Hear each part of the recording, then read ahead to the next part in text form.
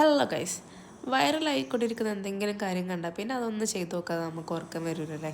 അപ്പോൾ ഇന്ന് ഞാൻ യൂട്യൂബ് ട്രെൻഡിങ് വൈറലൊക്കെ ആയിക്കൊണ്ടിരിക്കുന്ന ആ ഒരു ഐസ്ക്രീം ബ്രെഡ് ടോസ്റ്റ് ആട്ടോ ഉണ്ടാക്കാൻ പോകുന്നത്. അപ്പം ഐസ്ക്രീമും അതുപോലെ തന്നെ ബ്രെഡും വീട്ടിലുണ്ടെന്നുണ്ടെങ്കിൽ സിമ്പിളായിട്ട് ഉണ്ടാക്കിയെടുക്കാവുന്നേ ഉള്ളൂ. ഇനി വീട്ടിലില്ലെങ്കിൽ പുറത്ത് പോയി ജസ്റ്റ് ഒന്ന് പോയി വാങ്ങിക്കൊണ്ടെന്നാൽ പോരെ. ഒരു പാക്കറ്റ് ബ്രെഡും 2-3 കപ്പ് ഐസ്ക്രീമും വാങ്ങിച്ചാൽ മതി.